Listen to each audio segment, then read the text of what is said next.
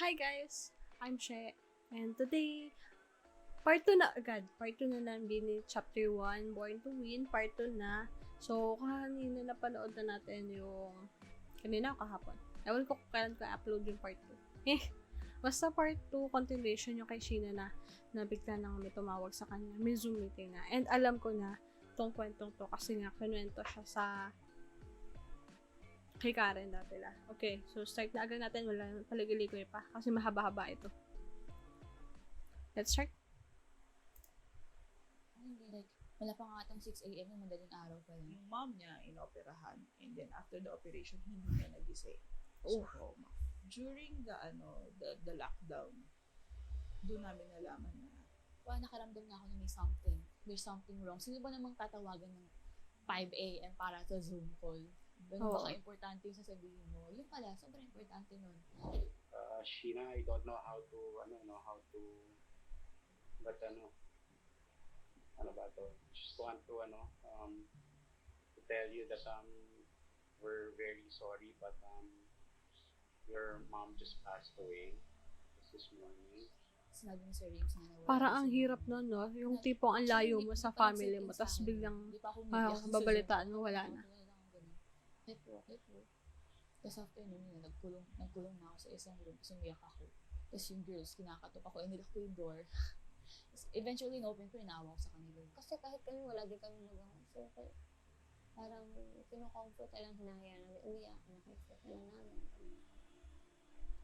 Parang nawalan din po talaga kami ng nanay. Kasi si Sheila po ay bunso namin. So, siya talaga yung isa sa mga inaalagaan namin. Nung nalaman po niya na may sakit na yung mami niya, trainees pa po kami nun. Nagugulat daw po siya kasi bakit daw hindi na nag-chat yung mom niya. Kaya ay na-witness po namin kung paano po nag-umpisa. Na-witness po namin kung paano rin nagtapos. Bebe!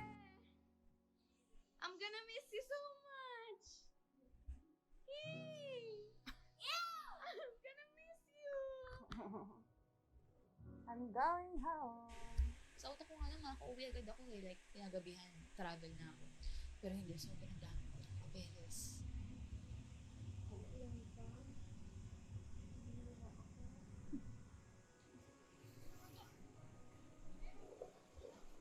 Bago pa ako maka-uwi sa bahay, nag-ano pa ako, quarantine pa ako sa hotel.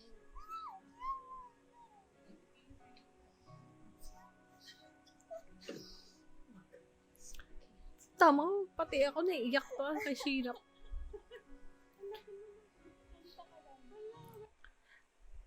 Parang ang sakit naman sa part 2, no? Nag-training ka, tapos pag-uwi mo ng bahay, wala na nanay mo.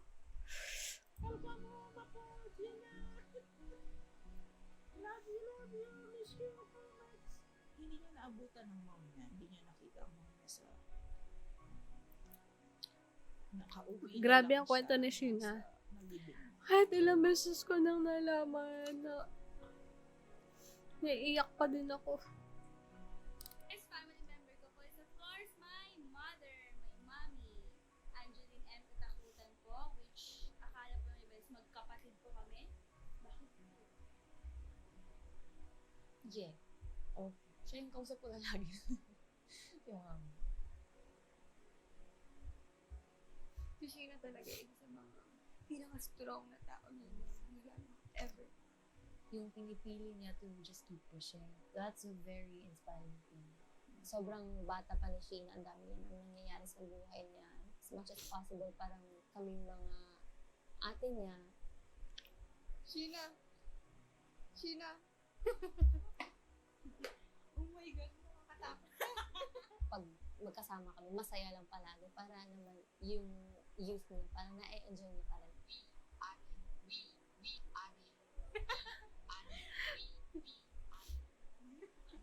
Pagbalik ko nang galing sa Isabela, like, naramdaman ko talaga na they really cared for me, they missed me, ganyan. Doon nabuo yung bond namin. Kasi wala kaming ibang pagkakapitan kundi isa't isa. 21. Ang impression kasi ng mga tao pag sa girl group sa pawan, inggitan, backstaban, ganon. Kasi kami bini, dumaan kami sa phase na ganon. Pero ngayon, sobrang wala na. I appreciated the fact that we stayed together in one place for a long time kasi I feel like that's what made our bond this strong. We learned how to make the most while living together. That time, I'd rather have that than to be alone. Happy ako kasi binigyan ako talaga ni Lord ng 7 sisters. Itong Bini, silang 7. Ito yung highlight ng buhay ko. Na kapag tumanda na ako, isa to sa mga kwento na ikikwento ko sa lahat. Ako sobrang saya ko na makasama ko sila sa buhay kong to. Sobrang. Oh, shh. Ito na nga ba sinasabi ko? Part 2 talaga Kahit anong tatapos niya, sa wala akong best buhay. friend eh. Kasi wala, nag-struggle talaga ako sa ganung bagay before, which is Sorry, sobrang guys. swerte ko Kailangan na ko nandyan lang. yung girls na parang alam kong anytime may maano kung sasandalan. Ano na talaga, constant sila sa akin.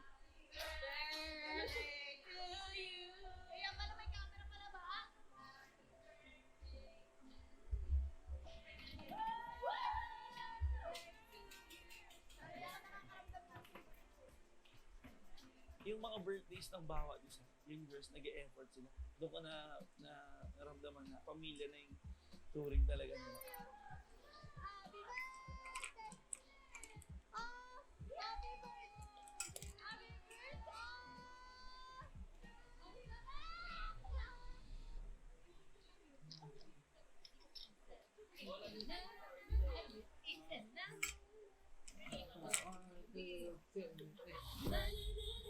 Oh, ang ganda nun.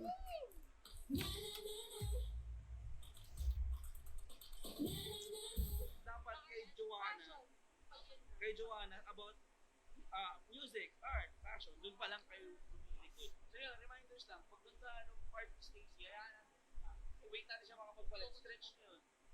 Okay? It's the first time we've actually like ran everything, and this is the closest we have been to complete. It's finally coming. Like, feeling ko doon lang nag-dawn on. Parang hindi pa siya nagsisinkin sa akin 2 days na. Nung nandito pa lang kami, parang nakatayo pa lang kami, ginagay ko sa likod, yung kamay ko. Sobrang tense na tense talaga ako. Hindi ko alam kung bakit. Nakailang sign of the cross ako sa gilid pag gusto na. Isang malaking challenge din na paano sila ipapakilala. Ano ang Bini? Bakit sila nabuo? Yung mga ganon. Those are the friendly questions. And you know, I don't mind answering that. Oh, Pero sorry. meron rin talaga yung outright na parang, nasan nyo sila? Yung ganon. Yeah, oh, We di had talaga may iwasan different din yan. attempts, different experiments on what kind of music we wanted for being. Doon tayo sa pre-debut na The Coconut Nut. Okay. Sobrang gusto ko yun. The coconut nut. Eh, hindi naman ako cute. Ang inaaral lang namin, coconut for 9 months. Kahit nakapikit ako, kaya ko siyang sayawin. Ganun kalala yung coconut sa amin. Wala kaming stylist. Sila yung nagsusulsel. Ay, mamaya na natin tuloy. Shoot muna tayo kasi 8 pa sa akin. Yung coconut era ko, yun yung sobrang stress na stress ako. May pigsa ako dito, sa noo, sa pisngi. Limited lang yung sources namin, yung mga costume namin, kami-kami lang, sa asawa ni Coach Minky, kay Miss MP, yung mga ganun ba? Itsura po namin noon na sobrang tsaka po talaga namin. Hindi ko na-imagine na ganito, magiging ganito ang coconut. Bagong girl group, inaabangan na cider maangas yung kanta, lumabas yung coconut. Yung mga tao, ala, Ganito ang mukha ko. Ganyan ang mukha ko bago mag-debut. So, hindi pa sila masyadong kinakagat nung time na yun. Ang dami mong mga bashers na bakit ganon, lang simple lang, Hindi nila ever malalaman kasi kung ano yung ginawa naming mga sacrifices para maitawid yun. Ang daming memories na nandun sa coconut, lahat ng paghihirap namin, lahat ng iyak namin together, ganyan. Nasanay kami sa camera lang talaga. Parang wala kami ibang ganap, kundi mag-performance video shoot. Puro ganun lang. Isang camera lang. Ibig sabihin, sasabihin mo siya na 10 beses para lang may iba't ibang shots. Ang hirap mag-launch ng group sa pandemic. Tapos sila pa na performer. Saan sila magpo-perform? Wala naman tayong music shows. Hindi mo pa alam kasi kung musically kung anong direction mo dadalhin ito. Ito ba ay pa-sweet? Ito ba ay pa-fierce? Ano ba ang gusto ng tao? Tagalog ba o English? Nangangapa pa po kami sa mga makeup artist noon and hanggang sa dumating si Ate Ike's as our visual director. una ko sila na-meet, inask po ako mag-style sa kanila sa first ASAP po nila. Yan naman din yung na-visualize namin branding ng Beanie na they're very relatable. Kung pwedeng lahat yun okay lang kami. Kasi nga, meron tayong sariling styles na Ganda talaga ng style nila kahit kailan. Siya po talaga yung Kung nagbigay titingin man po ako dahil ng sa mga branding namin, sa outfits stylings, namin, sa looks Beanie ang una kong iisipin.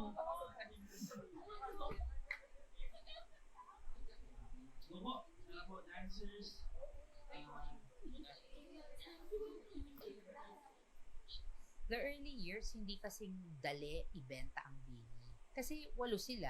Tapos di ba pag 8, parang laging magkakamukha sila. Oo. Kasi hindi mo naman sila Actually, kilala. So magkakamukha nga talaga sila. wait. When we had a listening session, Actually, kami din nila, nung una-unang video na pinanood namin sa Beanie, which is halos kasabay ng String, The Coconut Nut.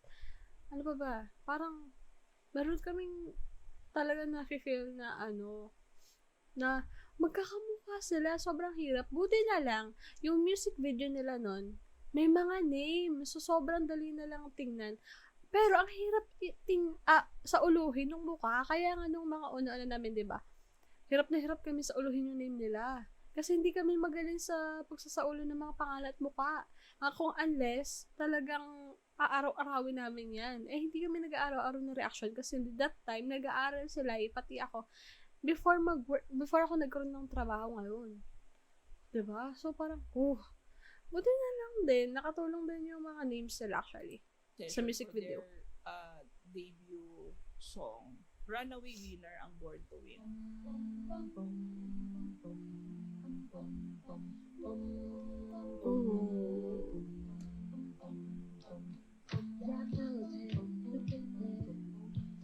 Full yung glam, may hair, makeup, yung outfit complete. Like, feel mo ano ka. Kasi hindi namin naramdaman yung The Coconut Nut. So, slowly nararamdaman namin, ay, girl group pala tayo. Samahan niyo kami sa the making of Born to Win! Okay, ito na yun. Ito na tong song na to. Mag-boom na talaga ang Beanie. So let me hear it. I'm on it. Know every step I take. Ay, eto yun. Napanood ko to. Ay, ang ganda nito.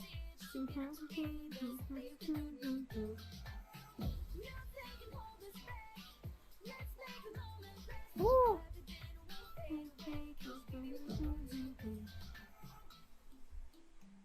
People are all in social media right now. Because of the pandemic, it would have been easier to be able to promote the group. But it's not. It was so hard. Okay, hindi pala. Iba kasi yung hype pag energy na nabibigay ng live audience sa pagwala ng kayo-kayo lang. Yung mga ibang OG talaga, dyan nag-start na makilala sila. At least for the first years of Beanie, it was really trial and error. You have to keep making songs over and over again. Mm. Hopefully, one day, one moment na mag-boom siya. Yan. Na. Grabe din yan. Biglang, ano lang dyan eh. Sabi po namin, ay, bububong na yan. Yung biglang gumanda yung visuals ng music video nila. Umaawi.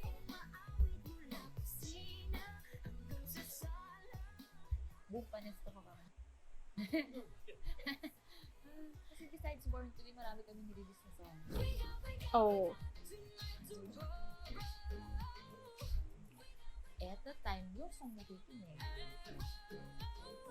Grabe, pero ang ganda na ako dyan. Super grateful kami sa kanila. Tapos nung ito, sobrang binonggahan pa nila. Yung mga latest songs nila. Solid. Biglang nawala yung pandemic, nag-adjust kami na parang paano makipag-interact sa audience. Yun yung struggle.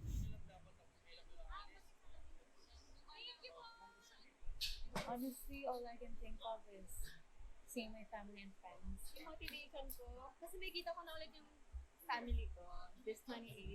So excited ako makita sila kasi tagal na namin din nagkita ulit. Hi, Roxy! Oh.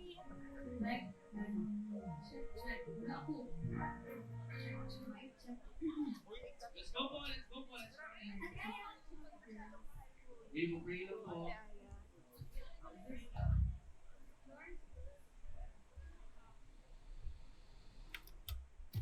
Final whistle na. So, ano nafe-feel nyo ngayon? Ano nafe-feel nyo ngayon before kayo sumali? Kinakabahan? Bakit kaya?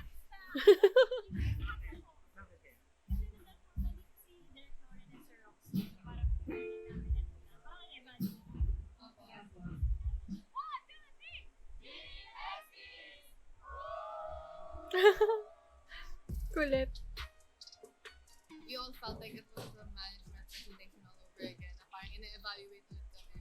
Parang bumalik sa akin yung memories na tanggalan pa ng Bini. Yung trainee days namin. I always felt I needed to find a reason. Parang it was a matter of time. Parang ganyan yung feeling ko. It was a matter of time. Seemingly, you have the perfect combination of everybody. Your team, all on board. The girls are well-trained and certainly may frustration when pag hindi mo na a-achieve. So, nung mga panahon na nag-events kami, yung parang one of the lang kami. Gano'n. Bini, ready? Ang laging sinasabi, magagaling sila. Pero, ang grupo to na, alam nila yung kanta namin, pero hindi nila kami kilala. Even maka 100k views, medyo nahihirapan talaga kami. Tapos binibilang na namin yung years na nag-training kami. Lagos, 2 years na tayo. Wala pa rin.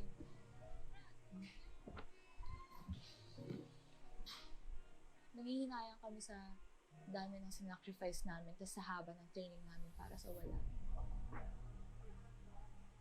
Dahil kailangan ko silang ilako. Meron talagang mga brands na na hindi ka pinapansin kasi you want them naman to earn kahit papano. Pero minsan Eto tinatawaran ka or sa Baguio. libre lang pag nag-perform kasi nga we want to just make the people aware that there is this group. Parang ipaparinig pa sa kanila na sino ba kayo? Ayun o, ito yung napanood Daming ko. events na Namin. nakatingin na meet and greet na dinadaanan na parang mag-smile ka lang pero deep inside parang ouch. Every time may pupuntahan po kaming ganap, lagi po kaming nag-overthink na may blooms kayang pupunta, may mga makakakilala ba sa atin. Pero yun yung isa sa pinakamasakit na tanong, may papalakpak po ba sa amin? Ayokong questionin na 3 years lang ba't hindi pa tayo sumisikat. Guys, say hi! Posibleng hindi ibalik ang binibigay nila sa universe. Sobrang bagal ng oras for us. This one ang showtime namin. Last showtime live namin. Daming times nung hirap talaga sila eh. Kasi nakita ko yung iyak nila, nakita ko yung tawa nila, nakita ko rin yung hard work nila. Ang ganda ng dynamics nila na they're all parang working towards one thing. Sabi ko, kaya to. Nasasad, yes, but hindi naman nag-give up. Hindi ko nakitaan yung mga bata na gusto na mag-give up. Mamahalin mo eh. Mamahalin mo sila enough to say that we will see this through and one day it will just happen. I think we all had one vision and that's to make these girls succeed. From the Coconut Nut that was their pre-debut in November of 2021 to Summer Song in 2023, it seemed like a full circle and wow.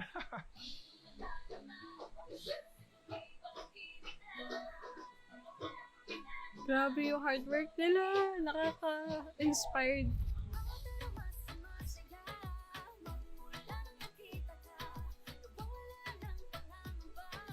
Nakita pa rin. In-expect ko na mag-iingay yung Pantropiko, pero hindi sa gantong paiingay niya yung Bini talaga. Mm. So, doon na nag-start mo lahat. Nahanap na natin finally ang sound ng Bini, the bubblegum pop.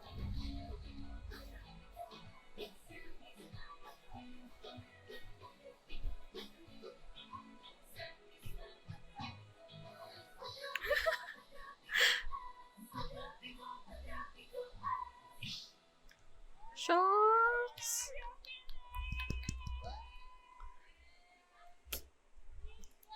Bigla ako nasad, hindi ako nakasalo sa ano. Sorry guys, sinecheck ko lagi ang cam kasi From where we started, namamatay eh. we didn't realize that 2024 would be the year for me.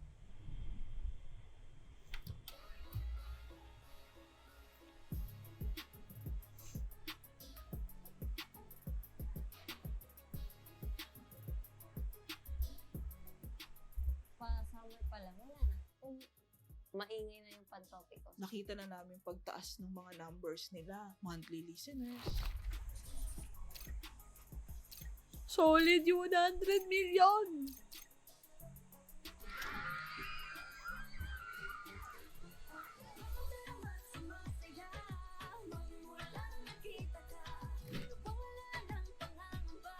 Hey!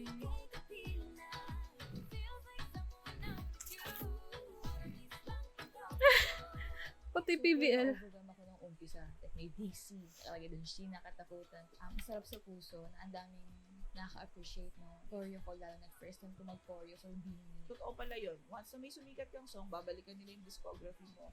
True! This is Filipino. True. People of YouTube. I don't know what I'm doing here. And who is that? Oh my gosh! Wait! I'm ready to be called the princess. Hey, hey. All of a sudden, Beanie is everywhere and everybody wants Agree. Beanie. Sorry, guys. Ang daming inquiries, ang daming endorsements, ang daming brands. Akala ko ako lang ba ito kasi taga-Bini ako. Parang lahat, Bini. Ano ba ito? Puro Bini. Nandun na pala siya sa level na pag sinabi mong mag-bihis kang parang Bini, alam na nila.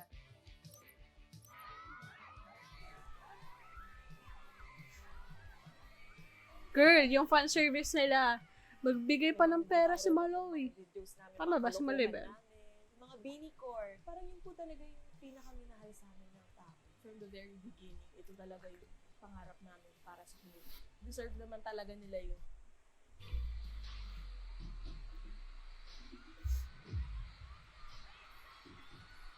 Ang ganda talaga ni Maloy dito.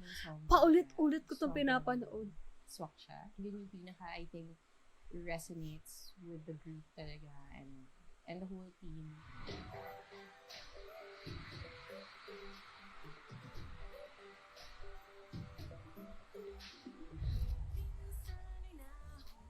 Oh, kakapanood ko lang. Ay, hindi.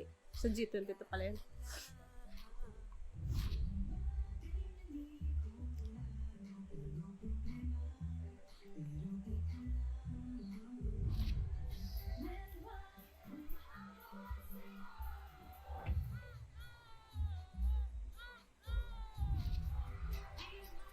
Ito yung payaman. Ay, ito yun.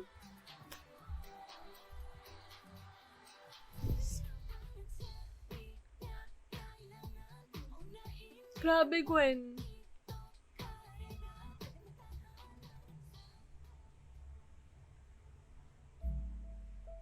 Oh, why?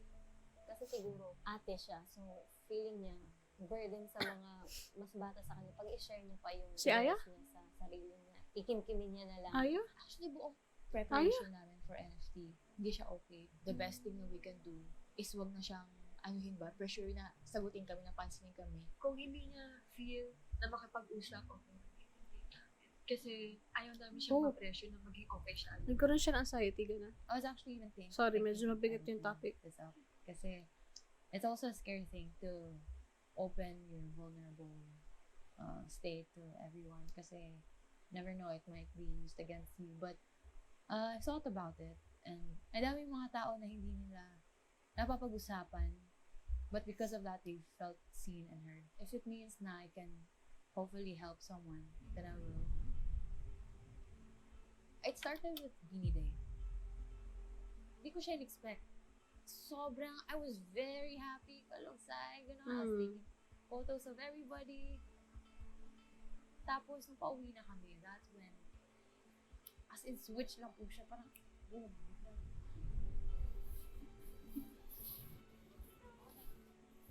Hindi kasi bago sa amin yung nangyaring ganun kay Ate Aya kasi may mga times din talaga na ina-atake siya ng ganun. Pero yun yung worst. Sorry, hindi ko alam kung very pressured to tama school. yung sinabi ko about That time, anxiety. hindi kami nakakalabas. Hindi ko alam kung ano Kasi nangyari sa family, kanya. my Sorry, friends sorry. that much. So, wala ako masyadong outlet. Nasa elevator kami galing ganap. Na-trigger siya. Tapos parang, Oh, ako pa okay. yung may hawak sa kanya nun eh. Sobrang natatakot ako nung time na yun kasi sobrang diin na nung hawak niya sa akin nun. Tapos parang di niya na nakokontrol yung sarili niya. Hindi na overcome ni Aya overnight. It was a struggle from that day hanggang Biniverse concert. The song I'm excited to perform on Beavers is Kinabahan na talaga ako. Kasi, unang-una, ang iniisip ko kasi, sila. Kaya ba nila? Kaya ano lang, like lang. Game 1, 2, 3. I was so worried. And like, actually, nahawa na ako sa lahat ng girls. Like, nahawa na ako sa amin kasi grabe yung schedules.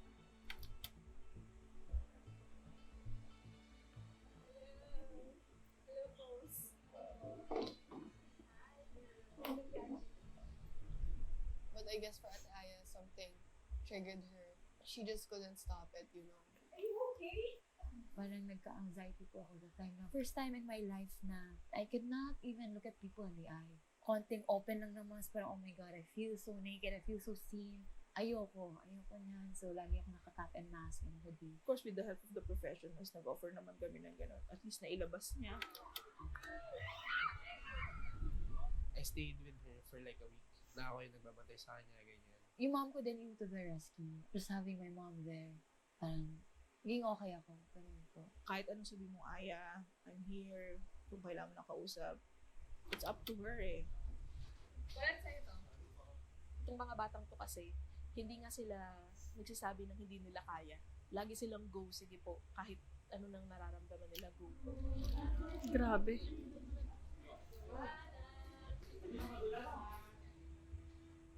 Nagre-rehearse pa lang sila niya.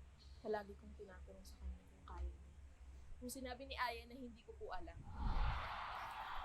doon ako nag-worry. Everyone is there. It's all full. So we start with the countdown. It's 5 minutes from the comic universe when we colorful. Nakahilayang ako. Nandito na tayo sa pintuan. And I don't want to add any other pressure. Enjoy the concert. Okay. Thank you for being here. The couple minutes before it started, nakita ko yung mga audience.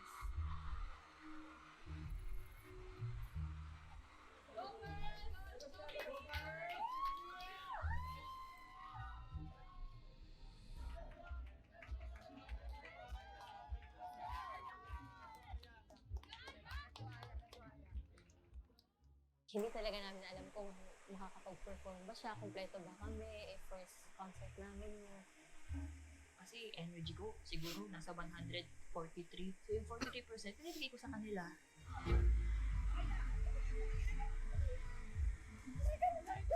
Oh, ito pala yung nakita ko sa TikTok.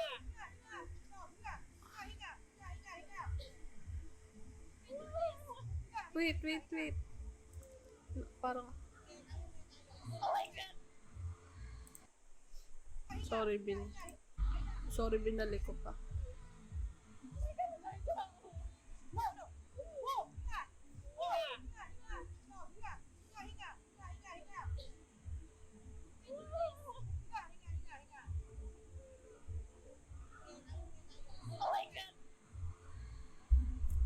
Sorry.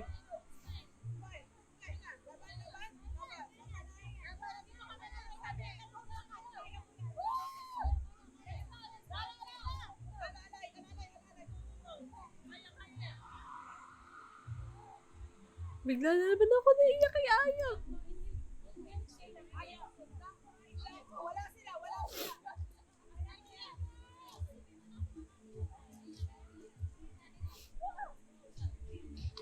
Oh, ginigauge ko pa rin po that time na parang, hindi ko kasi super duper kaya pa 100% na tumingin sa audiences, interact. Tinatry kasi talaga ni Ate Ai. Tinatry niya po talagang ayusin yung sarili niya. Pero hindi niya talaga nakokontrol. Yun yung mahirap. Pinaramdam namin sa kanya na lahat na naramdaman niya valid. Hindi namin control lahat ng mga bagay.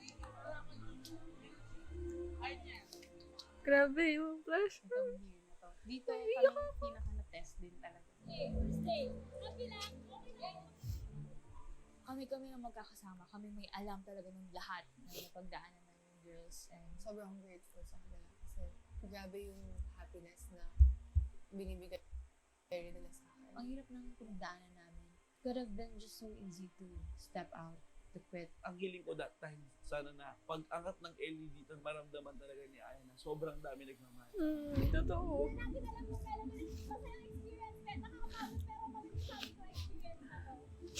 Ay, sorry sa po. Sorry sa mic, sobrang lapit ko. Puro sing ako na to.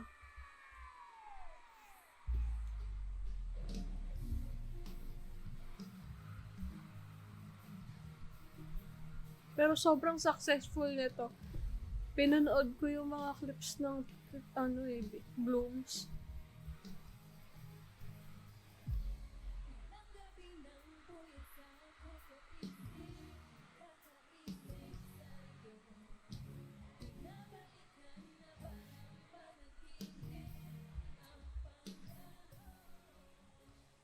Every time I would feel anxious, I would just look at my family and friends.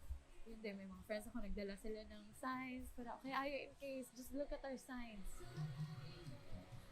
Pero nung binigay niya na yung Aya smile, yung totoong smile, sabi ko, okay na tayo. Okay na si Aya. Doon ko na feel na, oh my God, ito na to, we will have a new show.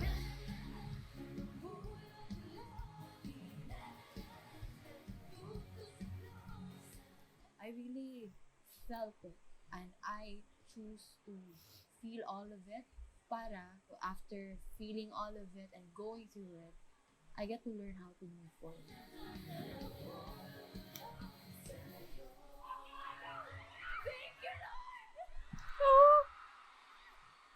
Oh my God, I survived. I just hope that we continue to make everyone feel safe. Grabe din to si Gwente. Is hard enough. Yung Can they performance niya. survive 3 days? Grabe. Something talaga eh. Ano na, iba na yung nararamdaman ko. Parang umabot na siya sa ilong ko, yung lungkot ko. Parang alam mo yung mabigat na talaga siya. Wala na ba yung makeup ko? Hayaan mo na. Walang boses na si Gwen, pero tignan niyo mag-perform. Hindi ko talaga naramdaman. Alam ko lang may problema si Gwen. Hindi mo nahalata dahil hindi rin nila pinahalata. Bawat exit ko, humihina yung oxygen ko. Ang naaalala ko dun, na ano pa ako, nag-faint pa ako ulit ng saglit. Tayo ba niya? Kasi anong sasabihin natin sa mga tao? Wait lang, gising ako. Kailangan ko. Ganun na yung itsura ko. Actually, ang kabado kami doon. Baka nasa stage bigla siyang bumigay. Tapos nakaabang kami tuwing lalabas. Kailangan i-check yung BP niya. Kailangan i-check yung oxygen niya. Kami lang yung pan-tropic ko. Tsaka itong last ano. Basta pag di niya kaya, direct pupunta siya. Para masundan yung ibang girls. We were ready na may ambulansya dyan just in case dali na sa ospital. But si Gwen mismo yung nagsasabi na ayaw niya padala sa ospital, give her time. The will to do this. Talagang, wow, itong manipis na babae ito. The will to do it. Ang manipis na babae. She performed. Ay, direct. Ano ba yan?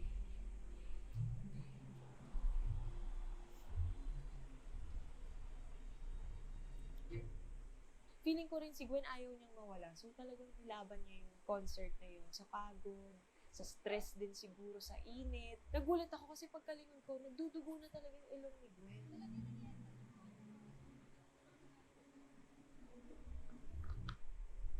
Shucks. Ang nag-push kay Bebe na sumama siya is ayaw niyang mag-change pa kami or mahirapan kami na saluhin siya. Kasi may ganun kaming sakit na girls. Ayaw namin mag-absent kahit may nararamdaman kasi ayaw namin mag-adjust pa yung iba. Very fragile talaga si Gwen. Kung pwede mo lang, bayan.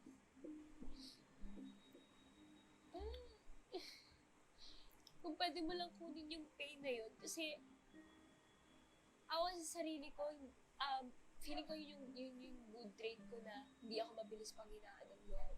So, kung pwede ko lang ibigay kay Gwen. Ang tagal hinintay ng Blooms yun. And deserve nilang makapanood ng magandang show. Yun yung naiisip ko. Deserve nila. Mapanood kami. Oh! Doon ko talaga napatunayan na, oh my God, hindi mo basta matitinag itong mga to. Talagang pag sinabing laban, lalaban sila. Parang isa yung nararamdaman namin. Kasi isa Layo lang ka yung nga. journey namin. They've gone a long way. Deserve nila to be on that stage.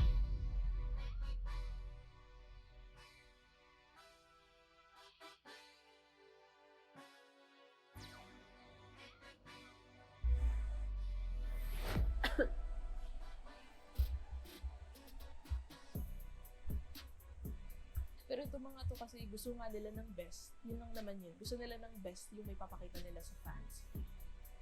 Ayun lang pinipray ko, i-protect sila.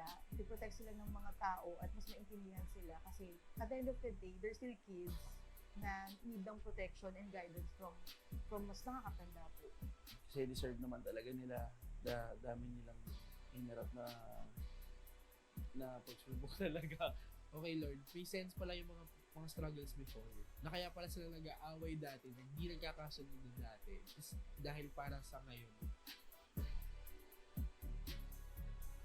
There's really something special. Not just vocally, but parang personality-wise. Parang lahat sila meron something unique to offer.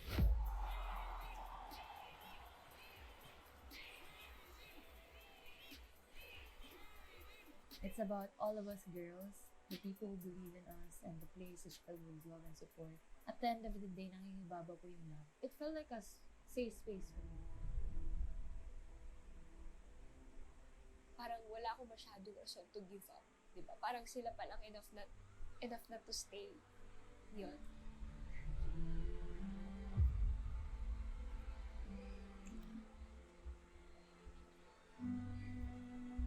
Wow, ang ganda ng song nila.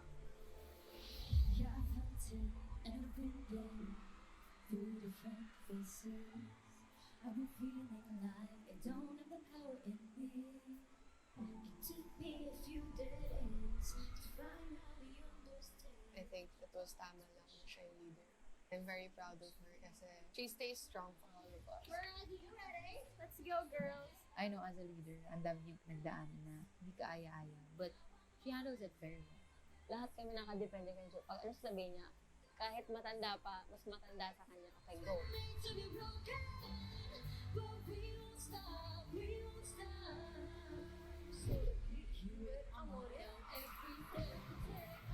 Grabe to arrangement na to, be.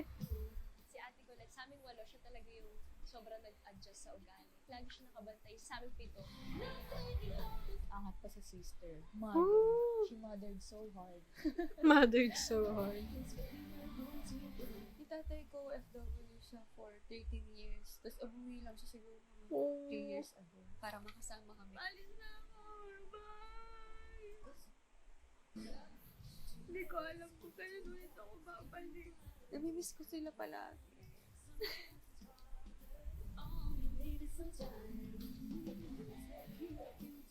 Ay, si mami po kasi siya po talaga yung nag-push sa akin na mag-audition. Siya po yung OG Kikay talaga. Siya yung role model ko, kumbaga. Si Stacey ganun na siya, noon pa lang. Siguro nung una, hindi pa nila sa inyo napakita na makulit siya, pero ganun siya, kulit talaga.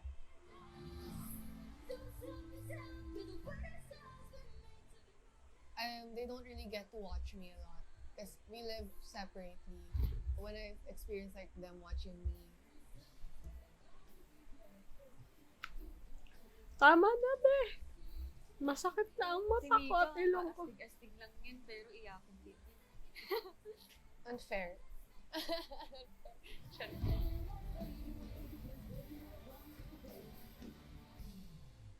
Oh my gosh. First time ako panood ni Amma and my brother and Ate Bakit. Ate Bakit, siya yung yaya ko since 1 month old ako. Buong concert ko tinry, hindi umiyak.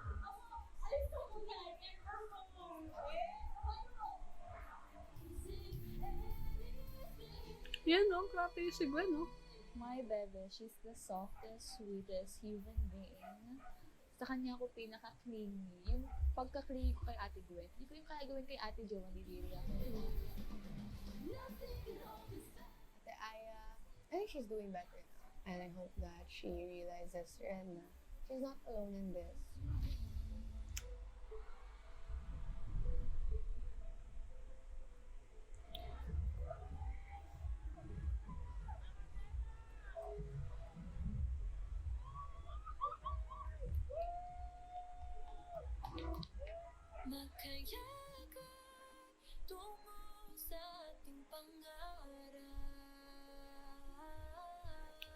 Tong kantang to. Hindi ko pala papakinggan yan. Hindi, napapanood pala.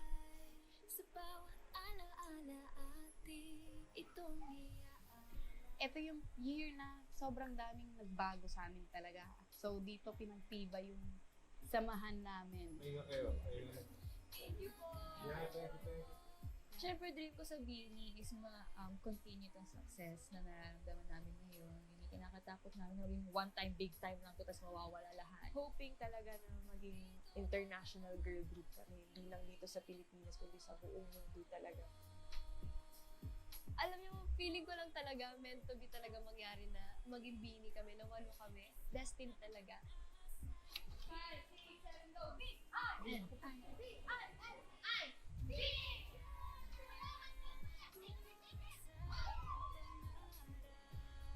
Grabe.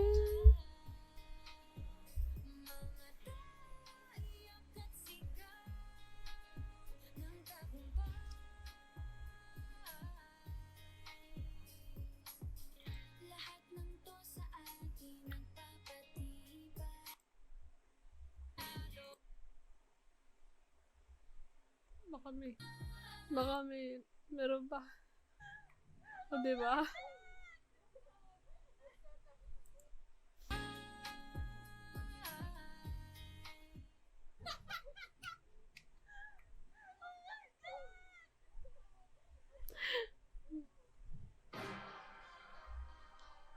Chapter 2, her video. Oh.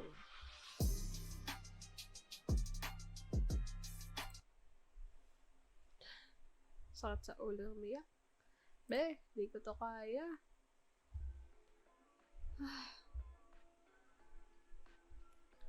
Grabe, 2 hours ginugol ko. 11 PM na. Para lang sa record na to. Sakit na ng ulo ko, be. Tapos iiyak lang ako.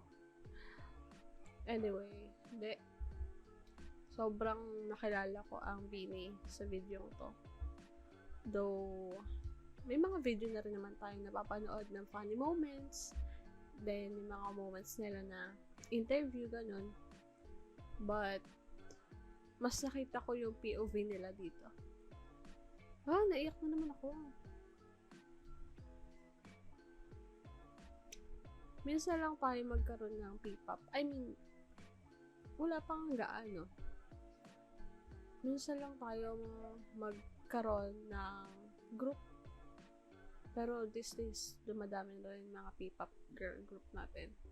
Pero sobrang mas na-appreciate ko yung mga group ng P-pop na yun. Eye-opener yung video to. Sa lahat. Anyway, yun lang muna. Kasi parang iiyak ko na naman to mamaya. And that's it for today. If you like this video, please don't forget to like, subscribe, and comment down below your suggestions and comments, your opinions, whatever. And don't forget to follow us on our social media accounts. We have Twitter and Instagram. Don't forget to follow me on my personal IG account, SHRYLN_. Yeah, mag-chat tayo dun. Open na open ang IG ko. Huwag lang masyadong busy. Hindi ko marareply dun. Yeah. Anyway, that's it for today's video. See you next video. Bye!